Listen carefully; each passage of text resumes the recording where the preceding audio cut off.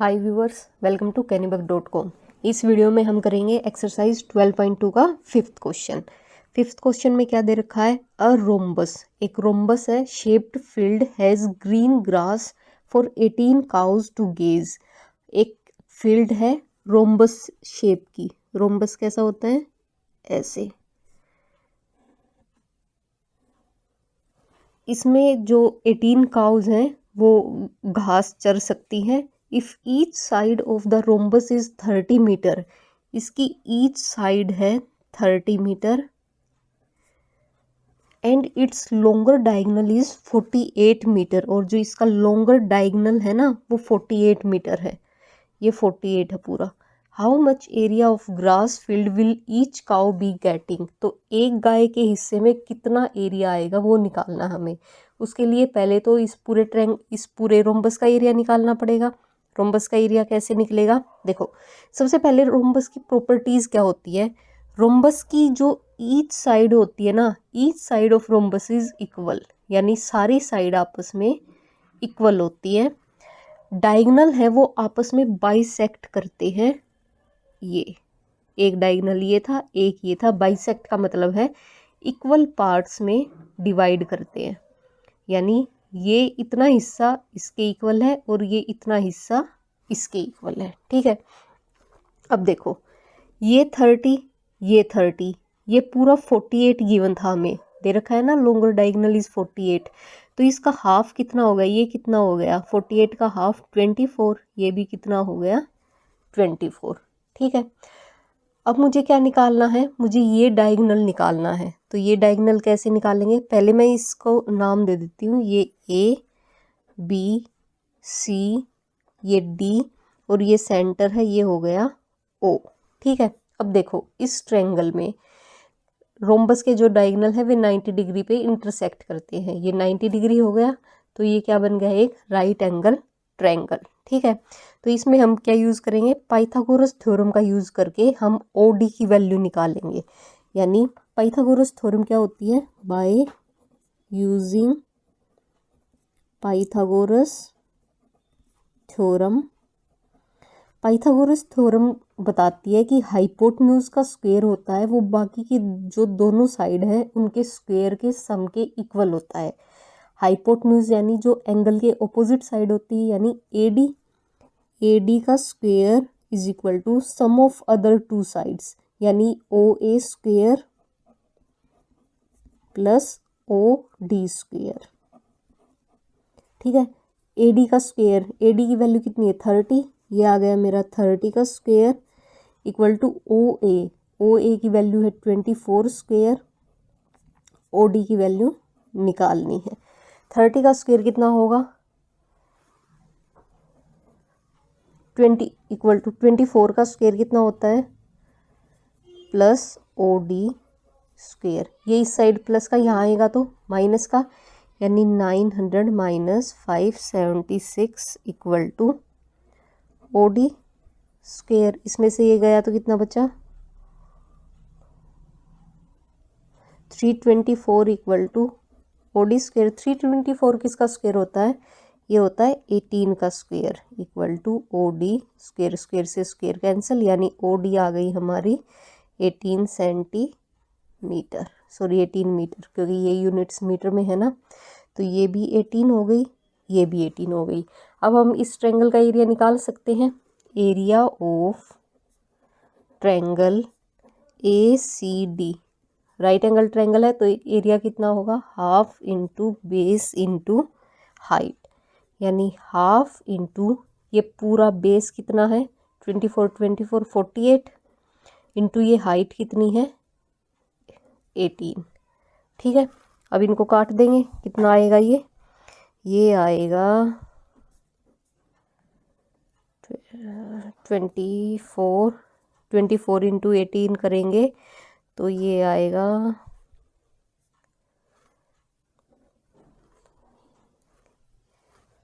432। ठीक है, ये एरिया 432 आया, तो ये एरिया भी 432 आएगा क्योंकि सभी साइड्स की डायमेंशन सेम है। यानी area of triangle A B C is also equal to 432 metre square. अब पूरे रोम्बस का एरिया कितना होगा, area of this triangle plus area of this triangle, यानी required area is equal to 432 plus 432, 2 to 4 3 3 6 8 metre square. ये आ गया rhombus का एरिया। अब मुझे क्या निकालना था, how much area of grass field will each cow be getting. ये एरिया कितनी काउज में डिवाइड है, 18 काउज में। मुझे एक काउ का एरिया निकालना है, ठीक है। देखो ग्रीन ग्रास फॉर 18 काउज कितना एरिया है, 864। तो ग्रीन ग्रास फॉर एक काउ के हिस्से में कितना आएगा, 864 डिवाइडेड बाय 18, इससे ये काट देंगे, ये आ गया 48 मीटर स्क्वेयर। यानी एक काउ के हिस्से में आएगा एरिया 48 मीटर स्क्वेयर। अब आते हैं अपने नेक्स्ट क्वेश्चन की तरफ, सिक्स्थ क्वेश्चन। ये रहा हमारा सिक्स्थ क्वेश्चन। सिक्स्थ क्वेश्चन में दे रखा है an umbrella is made by stitching 10 triangular PCs of cloth of 2 different colours. ये एक अम्ब्रेला है, इसमें 2 कलर्स के जो ट्रायंगुलर पीसीज हैं वो मतलब 5 हैं, 5 टोटल 10 पीसीज हैं और ये अलग अलग कलर के हैं। If each piece measuring 20 centimetre 50 centimetre 50 centimetre, यानी ये 20 है, ये 50 है, ये भी 50 है। How much cloth of each colour is required for the umbrella. ठीक है, मान लो ये शेड वाले कलर कितने हैं, शेड वाले ट्रायंगल हैं 5 और ये ब्लैंक ट्रायंगल है ये भी 5 है। अगर मैं एक का एरिया निकाल दूँ और उनको 5 से मल्टीप्लाई कर दूँ तो मेरा आंसर आ जाएगा। यानी पहले मुझे एक ट्रायंगल का एरिया निकालना पड़ेगा। देखो मैंने मान लिया लेट जो साइड है ए वो कितनी है 50 सेंटीमीटर, बी साइड है वो भी 50 सेंटीमीटर मान ली, और जो सी साइड है वो कितनी है वो 20 सेंटीमीटर। ट्रायंगल का एरिया निकालने से पहले हमें क्या चाहिए, सेमी पेरीमीटर। वो क्या होता है ए प्लस बी प्लस सी बाय 2। ए है 50, बी है 50, सी है 20 बाय 2। ये आ गई 120 बाय 2 यानी कि 60 सेंटीमीटर।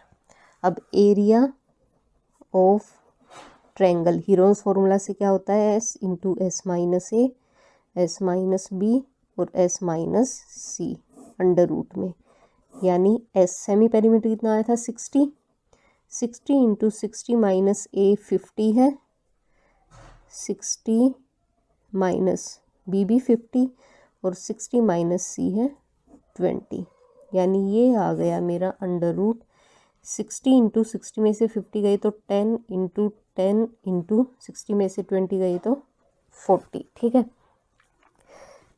इनको जब मैं सिंप्लीफाई करूँगी तो कितना आ जाएगा, ये 60 को कैसे लिख सकती हूँ मैं 10 इंटू 2 इंटू 3, ये 2 10 है इनको एज इट इज़ रहने दो।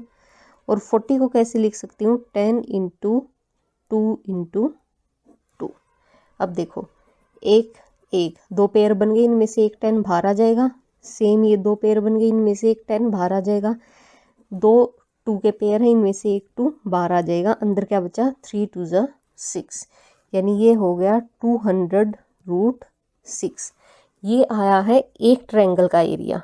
ठीक है, मुझे क्या निकालना है, how much cloth of each colour, यानी कि जो 5 हैं ये रेड कलर है, 5 रेड कलर हैं और 5 हैं वो मैंने मान लिया वो ग्रीन कलर है। ठीक है, तो देखो area of 5 red triangle, 5 red triangle का एरिया कितना होगा 5 इंटू एक का एरिया 200 रूट 6, यानी ये आ गया 1000 रूट 6 सेंटीमीटर स्क्वेयर। अब फिर एरिया ऑफ 5 ग्रीन ट्रायंगल, ये भी सेम ही होगा 5 इंटू 200 रूट 6 यानी 1000 रूट 6 सेंटीमीटर स्क्वेयर। ठीक है, यहाँ पे हमारा 6th क्वेश्चन कंप्लीट होता है। अब आते हैं अपने 7th क्वेश्चन की तरफ। 7th क्वेश्चन में क्या दे रखा है, a kite is in the shape of a square, ये काइट है, एक स्क्वायर की शेप में है, विद डायगोनल 32 सेंटीमीटर, डायगोनल है ये 32 centimetre, and N isosceles triangle eight base, ये एक आइसोसेलेस ट्रायंगल है जिसका बेस 8 है, ये साइड 6 है, ये भी 6 है। Each is to be made of 3 different shades, ये फर्स्ट पार्ट इसकी अलग शेड है, इसकी अलग शेड है और इसकी अलग शेड है। How much paper of each shade has been used in it, तो मुझे सबका अलग अलग एरिया निकालना है, ठीक है। तो देखो 4 पार्ट फर्स्ट, पहले मैं इसका एरिया निकाल देती हूँ, ठीक है। ये देखो ये है 32, डायगोनल 32 दे रखे हैं, तो स्क्वायर के डायगोनल तो आपस में इक्वल होते हैं। अगर ये 32 है तो ये भी कितना होगा 32, यानी ये भी 16, ये भी 16 और ये भी कितना आ गया 16, ठीक है।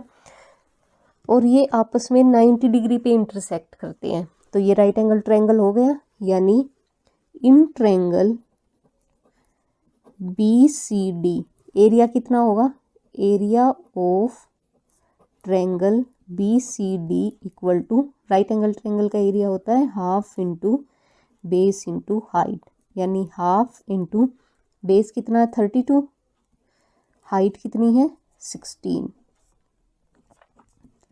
ये आ गया 256 सेंटीमीटर स्क्वायर। फर्स्ट का एरिया सेकंड का एरिया दोनों आपस में इक्वल होंगे क्योंकि दोनों की जो साइड्स हैं वो सेम है, यानी एरिया ऑफ ट्रायंगल ABD भी कितना आ गया 256 सेंटीमीटर स्क्वायर। ये फर्स्ट मान ली, ये सेकंड मान ली, ठीक है। 4 पार्ट थर्ड, अब आते हैं पार्ट थर्ड पे।